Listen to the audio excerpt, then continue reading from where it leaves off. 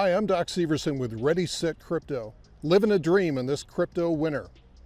Today I'm going to talk to you about the good, the bad, and the ugly with PrimeXBT, a brand new crypto futures broker. Well, at this point, you might be asking yourself, what on earth is a PrimeXBT and what are crypto futures? If we go to the PrimeXBT.com website, this is what we'll see right off the bat. So you can either log in or you can register. And so your questions may be, well, what is this thing and what do they do? Well, if you trade with PrimeXBT, so it's an online broker, you can go short and go long with leverage, which is a double-edged sword. There's several different order types. You can transfer Bitcoin within minutes over to here. It's got air quotes secure wallets and relatively low trading fees. So it's a free account to open up, and it does take about 40 seconds, no KYC. So it's very quick to open up an account and just see what you get with PrimeXBT.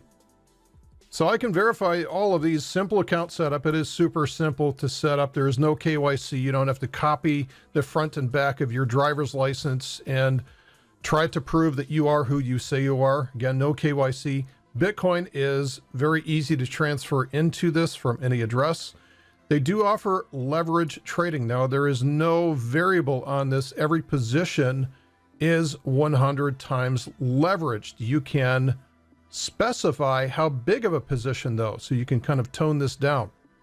Now, I can't speak for the industry leading security on this, but there is I was able to set up Google Authenticator on this with no trouble at all within minutes.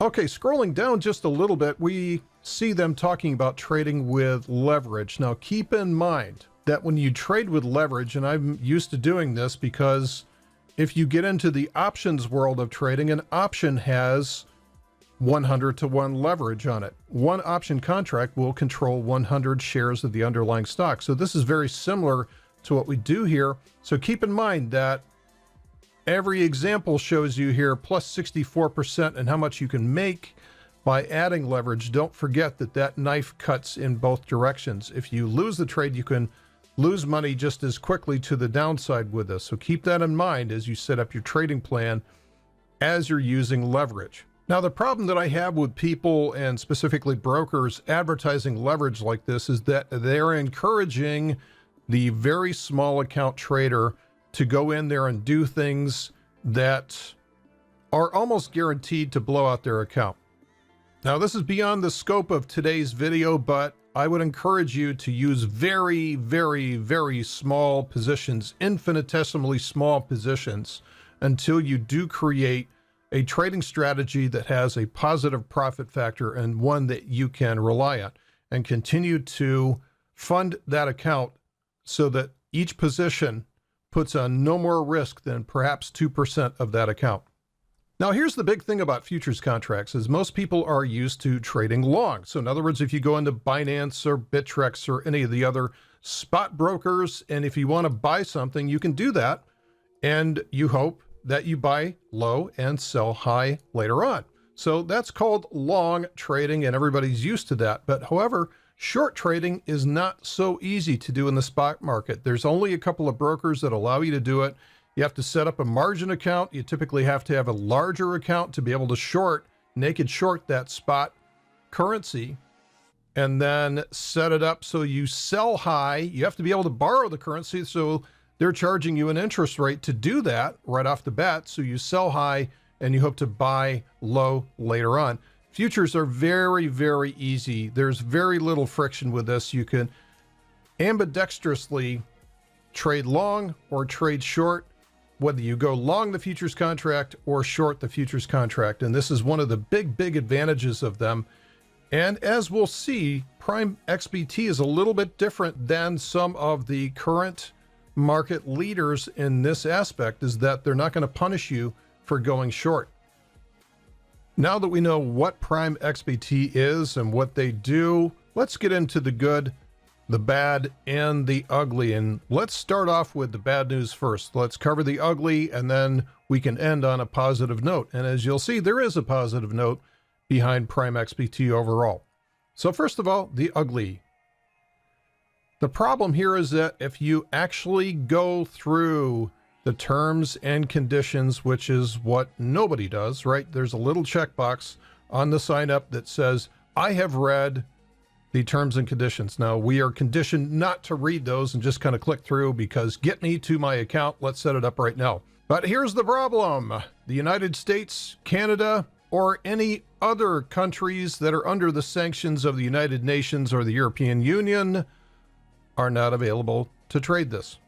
So that means no access for the United States, no access for Canada, no access for the Seychelles, as well as 37 other countries under the EU restrictive measures in force. And some of these are relatively large countries that offer a pretty decent crypto user population. So I don't know how they're going to get around this.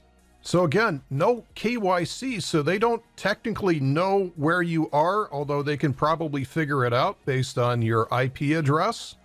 So it's one of those wink, wink, nudge, nudge. Yeah, we don't really care. However, it's in our T's and C's. So I don't know how long this is going to take before it's going to be a problem. I had no trouble setting up an account, and since there's no KYC, it's on the honor system. So what me worry? We'll see how long this lasts before they start being pressured to close accounts like BitMEX has lately. So if you are one of those 37 plus 3 countries, those 40 countries that are on their restricted list, set up an account at your own risk. Now let's get into the bad with PrimeXBT. So the ugly is something that, in my mind, is fatal. If you're in the wrong country, if they don't allow you to trade this, you may not be able to trade this when they start enforcing it. But the bad is simply, look, this is a very new platform. They just came out a couple of weeks ago, and this is going to be a work in progress like any company is. And they've actually done a pretty good job with their first release, but there's some things that you need to be aware of, which I will categorize as bad for now. First of all is any serious futures broker should offer a ladder interface. Now, some of you may not know what a ladder interface is, but once you start using one for short-term trading, the bids are down here, the offers are up here. If you want to go long, basically you're setting out either limit orders up here or buy stops here. You're using sell limits up here or sell stops to enter or close the position down there. And it's just a very intuitive graphical interface. It's very easy to trade. It's very rapid. You instantly see what the price discovery is in the depth of market on something like this. And you don't see depth of market with PrimeXBT. PrimeXBT has more of a Forex type interface. So if you get into Forex trading, currency pairs, things like that, this is a very common look where just big green and red buttons that say buy or sell, and more professional traders don't like this because they don't really allow you to kind of tune your entry on the limit order. Although quite honestly, their spreads have narrowed down to the point where it's really not that big of a deal anymore. But again, this is more of a Forex type interface. It's not really a true futures trading interface. Now you can sort of create a bracket order. So in other words, if I go up here, click buy, and this is going to set up, obviously I would want to change this over to a limit order at the limit price that I want. But what I can also specify is what they call protection orders. Now, again, I'm using air quotes here, protection orders. So you can set up stop loss price at the same time that you enter this position, as well as a take profit price or a limit sell, in this case for a long. So this is effectively building a bracket order, which is a very common thing to do when you're using a ladder interface. So just because we don't have a ladder to trade from, we can set up an effective bracket order. Now, before I go too far into this and extol the virtues of this bracket order, it does come with some problems, as I found out. Here's a quick trade example from something that I did last week. So I entered long at 36.79, which is where that green arrow is. So I got the signal to go long, and I put protection orders in at 36.25, which is that red order. So a stop loss was entered below, it was fairly well below the current lows. So I'd have to be really wrong for this thing to fire the stop. And I put in a limit sell up there as referenced by the green line. So in effect, I did use the protection orders to put in a bracket order for this and simply sat back and waited. Now the price never got down to my stop. However, I was informed a couple of days later that my stop was hit right there. And believe it or not, the stop loss price was actually $34.72, which is all the way down here. How the heck did that happen? How did I lose 150 points below my stop loss price when the stop loss was not even hit to begin with? Unfortunately, you can see where the price eventually went for this trade, so it's kind of double frustration. Not only the opportunity cost, but you're also getting hit pretty hard with a stop loss that you never expected. So how can you manage risk on a trade when you're trying to keep it to a certain percentage of your account when it blows through there like it didn't even exist and nails you for about half the value of your account? So I was not happy about that, so I did email into customer service, and I'll talk about the outcome of that in just a minute. So here is part of the bad. The depth of the proprietary futures market is not necessarily the depth of the overall spot market. So if you've ever seen those interfaces on GDAX where you see kind of like this depth of market, you can see all of the offers up here. You can see all of the bids down here. This is red, this is green. You can see how many people want to buy down here. You can see how many people want to sell up there. So this is called the depth of market. So in this case, the proprietary futures market has got a slightly different depth of market, which we are not privy to. So a stop order is a market order. Remember, a market order is whatever it is, whatever the market is during that microsecond is what they consider to be the market price. And the broker can determine what the market is at any given nanosecond. So there's actually a happy ending to this trade, as I'll show in a minute. But the lesson here is that no matter who the broker is, I don't care whether it's PrimeXBT or anybody else, never use a stop order on one of these synthetic futures brokers. So anybody else that's doing something like this, similar to PrimeXBT, don't use a stop order because those are market orders. So the true XBT and BTC futures that are underwritten by the CBOE and the CME will not allow you to execute stop orders. So they know something about that. And even these Chicago-based futures brokers will not allow you to set up stop orders on there. So don't use them with these synthetic brokers. Let us end on a happy note here with PrimeXBT. Let's talk about the things that they do well. So I received this email a couple of days ago. We have completed an investigation of your complaint, and basically we have credited the trade equity back to your account's wallet to compensate for the loss that resulted from taking this position. So they took ownership for my loss. Now you might think that that's what they should have done. I have never had an order reversed in 23 years. I've never been able to go back to the broker and say, hey, this is not fair. The usual answer that I get from that is that they would fall back into legalese and say, well, you used a stop order, which is a market order. And unfortunately, according to paragraph Q, line 64, that is what we determine the price discovery to be at that exact microsecond. So that is what I was expecting them to come back and say, and they did not. They took ownership for a bug in their stop order, in their market and price discovery at that exact microsecond. So customer service during this process was excellent. The communication was great. PrimeXBT does not punish the trader for entering market or non-limit orders. Right? So some of the competitors in this space will actually charge you a fairly substantial commission if you enter a market order. They will smack you if you enter a market order, which most newer traders are doing. Counterparty risk does not appear to be an issue as everyone uses the same leverage. I've not heard of any issues, and not to say that that couldn't happen with PrimeXBT, but that is one of the big complaints with some of the other competitors in this space.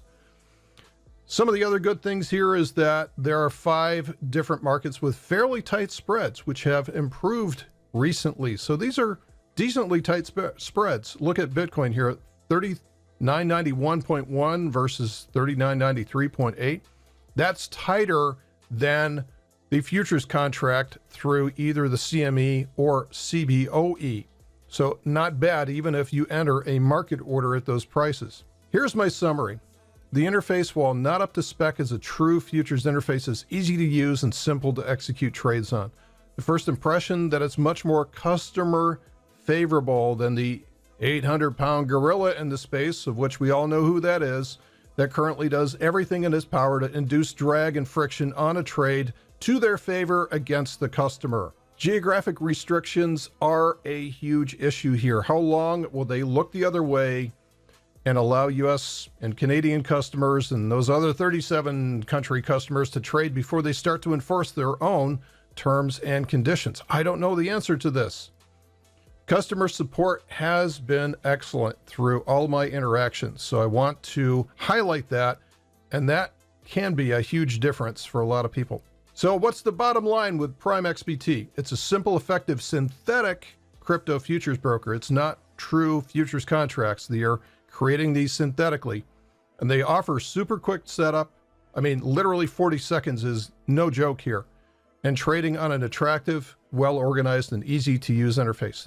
The depth of the proprietary market is a concern. I don't know what the depth is. I can't look at this and figure out what the depth of the market is, so I would advise that the trader not use stop orders, because those are market orders. And instead, you can set up price alerts, tightly monitor price levels for loss exits. When the alert bell goes off, just get out. Limit orders will not be a problem. Limit orders are never an issue with a broker. So another obvious concern are the geographic restrictions, which are in black and white right in the T&Cs, which everyone obviously reads before signing up, and I'm sure you did too. Bottom line here, it's an effective futures brokerage that will allow you to just as easily trade short and long positions in 5 different large cap crypto markets. Okay, that's my take on PrimeXBT. I'd love to hear your comments on Prime or any other vendor that's in this space in the comments below. If you got some value out of this video, go ahead and hit that thumbs up button. And don't forget to get your brain on blockchain by subscribing to our channel.